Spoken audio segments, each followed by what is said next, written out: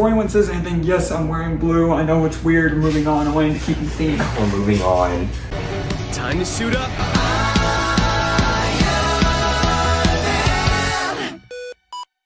Hello, everybody. Welcome back to another DC movie review. So this time it's just Christian Hopkins. Jonah Morgan. And today we're going to be talking about the newest addition to, well, I guess not the DCEU anymore. I guess it's the DCU now. Well, okay, so did James Gunn say this is the first DCU movie or character?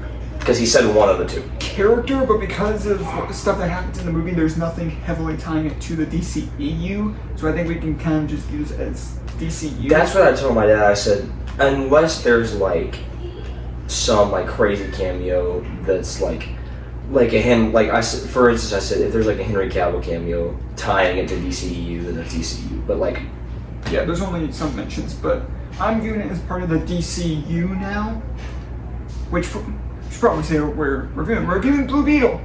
Oh yeah, we haven't said the name of the movie. We didn't say that yet, but yeah. So this is the third DC movie to come out this year, the sixth superhero movie with still a couple more left. And I saw this about a week ago. You and Logan saw it last night. Yesterday, yeah. And you will be seeing Logan's score at the very end. Yes, he hasn't texted anybody yet. He's seen the message. He is responding currently. Okay. So where do we start? Because I don't know any of your thoughts on this movie. You know some of mine, but I don't know any of yours. We usually start with bad, but I don't have anything. Are you serious? Really? I'm dead serious. I was low-key starting to get really scared you were about to say you don't like this movie. I'm dead serious. There's nothing inherently wrong here. There's not really. I do have a couple things that I do think is the weakest part of the movie. I like the villain. No, I know. That's the thing. But I do think it's the weakest part. You know what it reminds me of that me and Logan were talking about yesterday? That it reminds us of a certain movie that we love, Iron Man 2. I was about to say Iron Man 1. But I can also see that. But the villain situation is Iron Man 2. Yeah. Think about it. The lady is Hammer. Except not as good. The lady, she's also a very well-known actress. Mm-hmm. And then what's his name? Big man. Yeah. He's Whiplash. Yeah, I can. They even kind of look similar. Iron Man 2, like at the end of Iron Man 2, the big suit. Kind of. No, but so there's the figurehead. There's a figurehead like funny character, and then there's the more present villain that they give a lot of characterization to, and I think I would compare it to Iron Man 2, and that's why I like it. That's fair.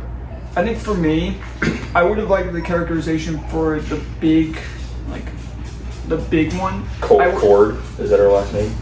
Cord, that's her. Oh, you're talking about big dude. Hi, dog. You're gonna come up here. Can you come up here? Yes. You're gonna come up here. Oh. It's Olaf. But not for Cord, but for the one with the big suit. I can't remember his name. I would have preferred if some of his development would have been sprinkled through parts earlier. Of the Yeah, okay. Instead of just getting dumped on us at the end. Right. Granted, I think it's still very good. It's good. I just kind of would have preferred if it wasn't dumped on us at the very end, because it was solid and it was still interesting enough. Mm-hmm. Where I walked in the movie I thought it was a solid villain. Carapax. His first name is Conrad. Conrad Carapax is his name. But regardless of that, I think both the villains were solid. I do think they were still the weakest part of the movie, though. I would agree, but I'd still say. But that's not saying that much because the rest of the movie. And is then her awesome. name is Victoria Cord. Victoria Cord, yeah. But she was very much one of those types of characters where you hate she's drunk. her. And when she died, you were I'm sitting there watching this movie by myself, and that's not because nobody else showed up in the theater. I watched it my own thing. There weren't a lot of people in our theater because I just don't think this is going to be a popular movie because a lot of people are just going to be like, yeah, it's going to be bad. Yeah. A lot of people have written this movie off because it's one of those movies that they could easily mess up. Yeah, and it's also not a very well-known character, but it's also a recent character. Right. Jaime Reyes is only, as of 2006 was when he was introduced. No, but I guess we'll talk more about this later, but the ending where he he drags her off of the fire as soon as he gets beefed up, me and Logan go, oh, he's gonna murder the heck out of her. Yeah, that was my first thought. Like, oh, he's killing her. Like when he busts down the door and she like walks up behind him. I for some reason thought in that moment he was gonna turn around and like stab her. I was waiting for like a moment like that. And I like that they made it bigger. It was good. Yeah, it was very good. I liked how it looked. Like earlier when it was like smaller type suit, I thought it was still like fine. But when it got bigger and it was like it looks cool. That can go into Blue Beetle looks so good. That was my one thing that I had when the first preview came out. Is I'm like, yeah, he looks like a Power Ranger, but seeing it more in action and what it does, most of it's practical. Yeah. Most of it is just like a practical suit. Why did Flash look so bad? This movie looks fantastic. For one, this movie looks really. Whenever he takes out that cloud, the cloud sword, like the Buster Sword, me and Logan like jumped. It was so good. Because the way he like drags it, kicks it, spins it, and it does that. He does the cloud move where he kicks it, it drags, and then it goes on his back, which is what Cloud does in Final Fantasy. But so Blue Beetle, for background, one of my favorite shows of all time is Batman: The Brave and the Bold. Blue Beetle is like one of the 3 main characters in that show, and he's exactly like he is in Brave and the Bold. Really, he's very similar in a lot of his. I call him the Spider-Man of the DC. That's what he reminds me of. Really, of how he acts. That's fair. He also acts like with the Scarab. It acts like Karen sometimes. Yeah, it acts like Karen. It's voiced by Becky G. Yeah, I didn't notice that until the voice is really good. I would say it was like some sort of TV spot where it showed her. I was like, but there's spots where it's like Homecoming, and because the Scarab goes, what's its name? He says its name. Kajida, yeah. Kajida, yeah. So there's at one point it goes, I advise like lethal weapons, and he goes, no, we're not killing anybody. Yeah, it's just Karen and Spider-Man. Yeah, at the beginning. But better. I think it's so much better. Yeah, because Karen was just like, ooh, should we use this? No, the Scarab is like, no, we're going to kill it. It listens to him. Yeah. Yeah. At the beginning, it's like, fine. Yeah, but then by the end, it's what stops him from killing, which was... That's what good writing looks like. Mm-hmm. It flips, and then in a way that makes sense. Yes, and that we'll get more into that final sequence because it's one of the better final sequences I've seen in a superhero movie. Yeah, I will say hot take on the suit. It looks fantastic. It looks so good. It's my favorite in any DC movie. Wonder Woman's suit is so good. Oh no, that's also like top 3. I would say from you could. Wonder Woman's suit, specifically 1984. Cavill's Black Adam suit. If we got to see that more, I think that would be one. Yeah. But because that thing. Oh man. Okay, so talking about the villains more, Logan says very solid villains. He says Iron Man 2, but better. Because it reminds me of Iron Man 2. That's fair. I do like Hammer more than Victoria, but yes, I do think I like Carapax more than Whiplash. I like all 4. Whiplash is characterized more at the beginning and then not really at all. Carapax, you get it, like, it's the same thing. You get all their characterization at once. Carapax, I think, I think it's more compelling. They're both great as far as writing goes, but I think he is more compelling. I would say that. Yeah. That little flashback. Oh my, good grief! It's so good. But yeah, I mean, we talked about the Scarab a little bit. I think we need to talk about Jaime. He's so good. He's so good. Amazing. He can act his butt. Everyone in this movie can act their butt. There's no bad actor. Not one. They get a scene that we'll probably talk about here in a little bit, where that's some of the best acting I've ever seen in a superhero movie. I'll just go out and say it. I almost cried. We'll talk about it here in a second. Yep. But George Lopez is the best part of the movie. He's really good. But sticking with Jaime, yes, he's such a fun character, and he has these very serious moments, and the actor gives him his all. He's also written very well. He's characterized very well. Immediately, we find out he went to Gotham Law School, which is on which he never says. I don't think once. It is on his shirt, and that's it. We just know that he's coming back from school. But later, in a scene that he's talking to his dad. He's wearing a shirt that says Gotham Law, and me and Logan go, "Whoa!" So he went to school in Gotham. I love that they don't throw that in your face. I love it. Good. They make multiple references. A couple different references to different heroes pre-existing. Like they. How much did James Gunn have to do with this movie? I know. I think it was just a little more than the previous ones in terms of like finishing it up, but I don't think as much. I think the first DC movie he'll have like full like creative control over and like full access. It's going to be Superman. Because I was going to say that felt like a Marvel moment where like there's like an Easter egg there that blink and you miss it. Yeah. Because that feels Marvel to me. Yeah, because you have that, and then when they first find the cave, they just mention that. Oh, Superman in Metropolis, the Flash is Central City. They mentioned that the Blue Beetle was George Lopez's character says that Blue Beetle was Batman, but with a sense of humor. Which, because I like how you see those other suits. That's cool. I thought it was whenever I first saw. So working in the movie theater, you can't not get spoiled. So I saw that first post-credit scene. We'll talk about it later. I thought it was a suit of like the Atom. That's what it looked like, an Atom suit for a little bit. But if you look closer, but I saw that scene. I'm like, Atom. That would have been. I think that will happen at some point, probably. But I think that whole subplot is really good too. But since seeing the suit of the Blue Beetle before Jaime, which is Ted Cord, who they obviously like name drop because it's the whole company thing between Victoria and what's her name, love interest, Jenny. That's it. Yeah, it's her father. Ignore him.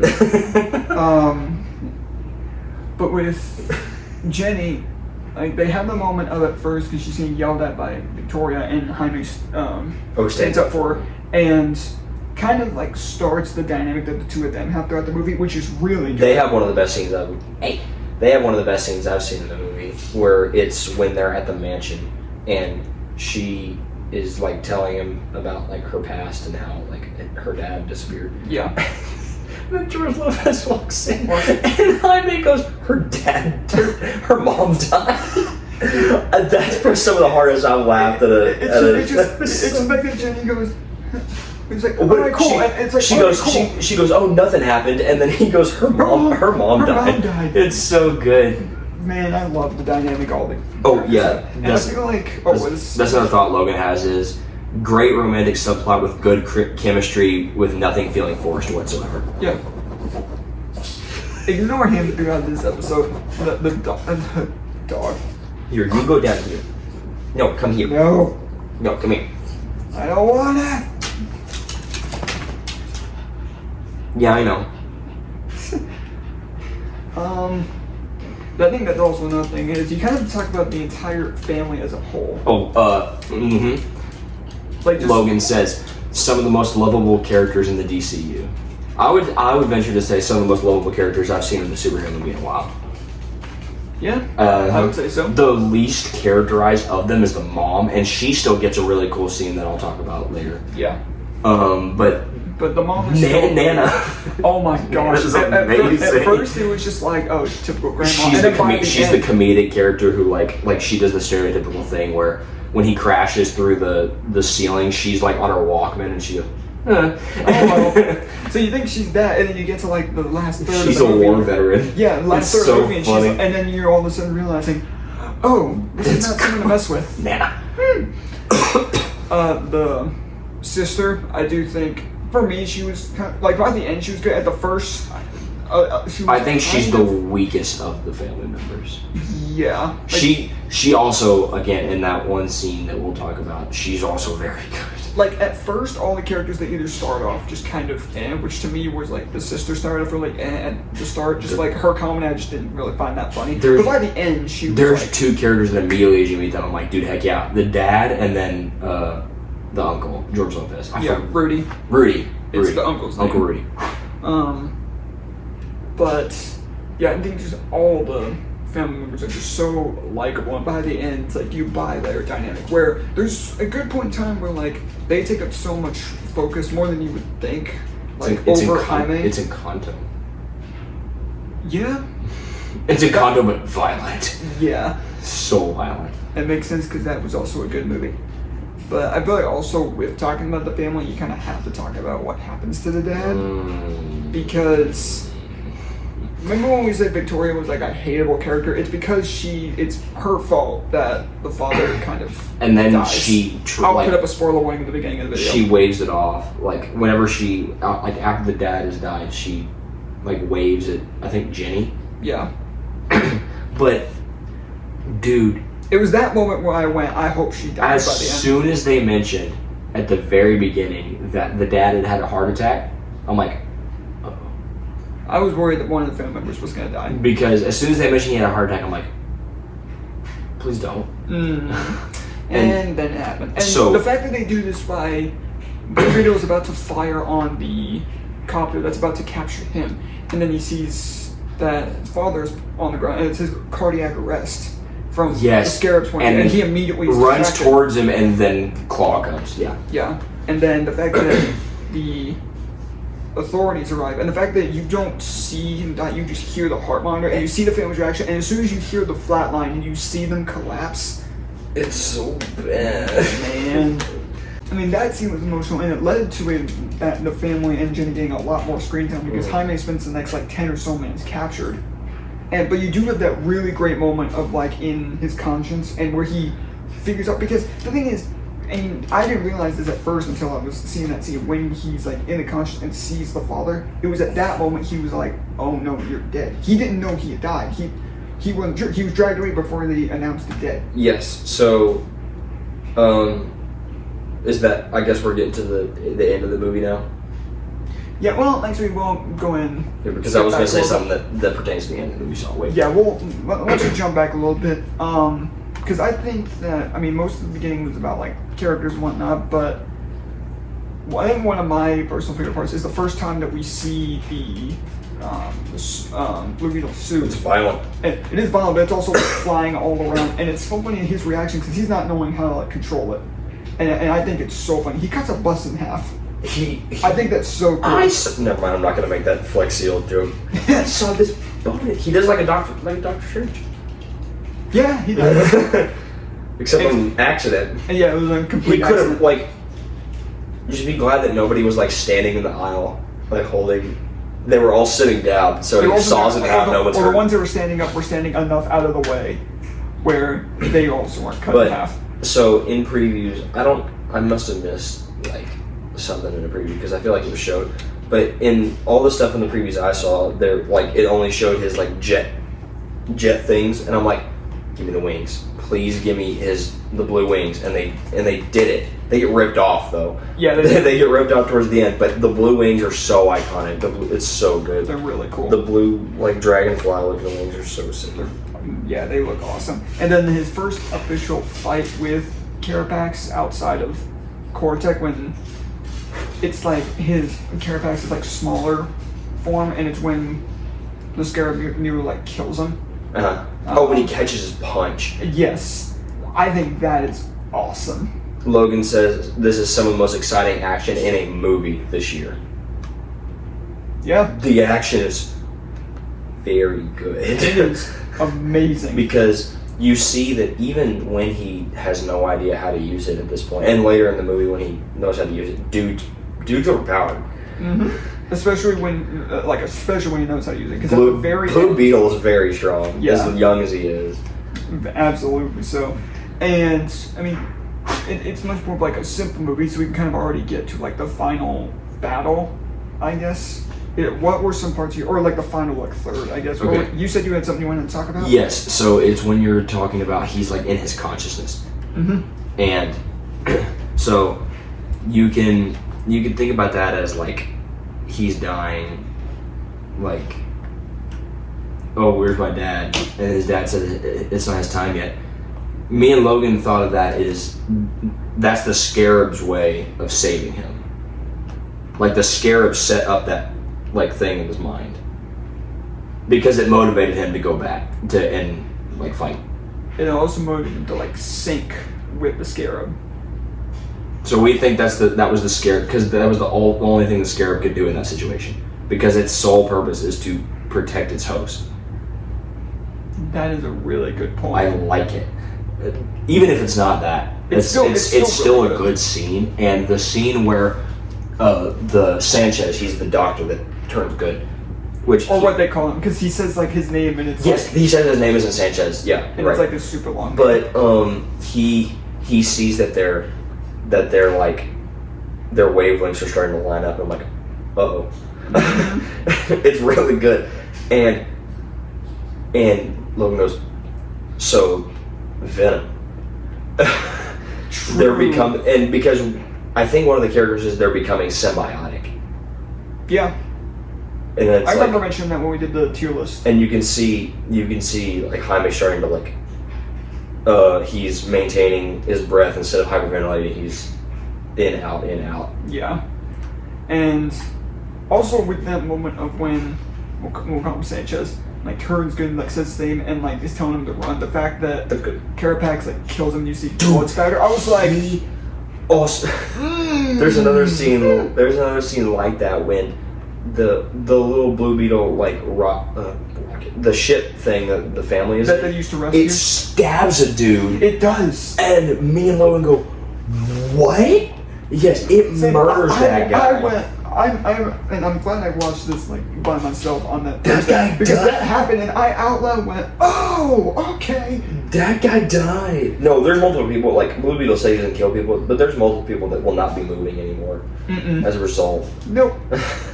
Like there's one guy that caught those concussive blast thing when he's fighting in that hallway in the end. There's one guy that catches it straight in the face. And it's so funny. And he does like a flip. Yeah. But speaking of that, when the bit like does get away and like goes back to the ship and like the suit's powered up again and he walks around the corner and the mask closes up and it speaks Spanish. Yes. The Scarab speaks Spanish, and I think that's the coolest moment of the movie. Mm-hmm. When the Scarab speaks Spanish because they're the same now. And it says, let's keep their butts. Yes. No, when it so speaks, cool. It speaks Spanish. It's so good. That entire hallway. It makes sense. Superhero projects and hallway fights are just like superheroes and hallway fights. Darth Maul. Like the perfect mixture. Darth Maul. Daredevil. Either time, whether you're talking about his show or She-Hulk. Spider-Man and No Way Home with Goblin. Superheroes and hallways just seem to be the perfect mixture. Because you can do some Darth cool Vader. stuff. You can do some cool stuff. Yeah. It's so good. Like they take this there's at no point any of those guards or fodder pose any threat to him. Because he's bulletproof. Yeah, he is. He's very bulletproof. So okay, hold on. Is there a way he can turn on the suit without becoming naked? I have no idea. I had this thought throughout the entire movie: is how many clothes does he like burn because of turning into Blue Beetle? That'd be the worst superpower ever. You can be like all powerful, but you waste like a wardrobe every single time. He'll probably develop like his clothes that can withstand it. But I think that's fun. That's funny to think about. Kind of like a Human Torch type thing. Yes, I think that's so funny. But that entire final segment between Blue Beetle and Carapax, like that final battle before the whole blowing himself up and everything, and like the damaged mask and everything, and the fact that Jaime, that when he thinks Rudy is gone, he goes ballistic. He goes ballistic. And it was like, man. And then that leads way to one of the best writing moments of the movie when the Scarab flips the he's beaten, don't kill him thing back on him, and somehow taps into. I mean, I guess its code was inside of him. It taps into because of when the data was getting transferred into him. It fed both ways a little bit. It taps into his memories, and instead of going from earliest showing you, it continuously goes back, so it shows you him being blown up by that trip mine, but then it goes back all the way to like when he's like a little kid. So it goes back instead of starting here and then going forward. It goes from when he first got the first version of the suit all the way back to when his mother died. It's really good. Yeah. Again, wish it was we got a little more sprinkled throughout, but that one scene is still really good. Because the first scene you get is like when she says something about him being saved by her. Yeah. And then you see like in that final scene of the movie, the first thing you really get from him is he has this locket, and and she puts it in her pocket, and then later after, so he walks towards her, and for a second he leans in, and it looks like he's like, oh no, he's like they're fine, but he's only getting close to her to reach into her pocket and get his locket back. Yeah, and also with that big of a gauntlet, how do you not notice that? I don't know, but it's still. And then blows himself up, and so he starts to glow, and I'm like, I wish for Logan, he's gonna blow himself up, and Logan goes, that'd be sick. It's really good. It's very good. It's very good. Like, as little as he gets, it's good character development. Yes, but right after that, and it ties into an earlier scene, the fact that after the house has been burnt and essentially blown up, Jaime's been captured, and the grandmother is like, no, we have to rescue Jaime. Now is not the time to cry. And then after everything else, she then goes, now it's time to cry. I'm like, I didn't talk about the mom getting her one really good scene is when she talks to the scarab. Yeah. Is when she like points at his chest and she says, I know you can hear me. It's right before the hallway. Yes, that's really good. That is also really good. And then the end of the movie is also good because you get like them coming back from funeral and seeing everybody around them. Coming to help, and then Jenny saying, "Oh yeah, we'll rebuild the house because now Jenny is taking over Court Industries." Dude, Jaime takes dubs, man. He really does. What is it with That's why he won't have to worry about his wardrobe because Jenny, she'll probably make something like make an exclusive wardrobe. DC's really good at casting attractive women. Yeah. I was about to say they were good at casting the main characters, but maybe not too much. Now, in terms of DC movies this year, of the three, two of the main characters are well cast. Yeah. Not one of them. Okay. So one of them being Ezra. Yeah. I think he's well cast. I just think in light of recent stuff, you don't see it as that. Because I think he's a good casting for Barry. Because I still think he does well. Even with how not good Flash is, the movie, I still think he does a good job. He does a good job. Like, in terms of acting capacity, he's good. He's not as well cast as the other two, obviously, but I don't think he's a bad casting whatsoever. No, I mean, it's just it's one of my least favorites. But I've said it before, I've never been a fan of Ezra as a Flash, even before all the controversies. But anyways, yeah, and the movie is really good. And then the post-credit scene setting up that Ted Kord is alive. Yes, that's really good. I think that's really cool. You can tell that he's a child of the 80s.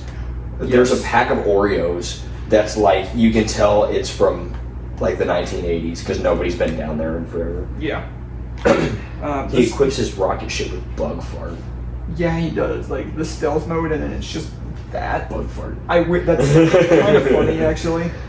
And then the second one's stupid. We don't have to talk about it. Is there anything else? Mm-mm. You can go first as far as school goes. Okay. So now actually, really quick, was there anything else Logan had? The only other Before stuff that he has is stuff that I'll mention in the score. Okay. But so for my final rating, man, I love this movie.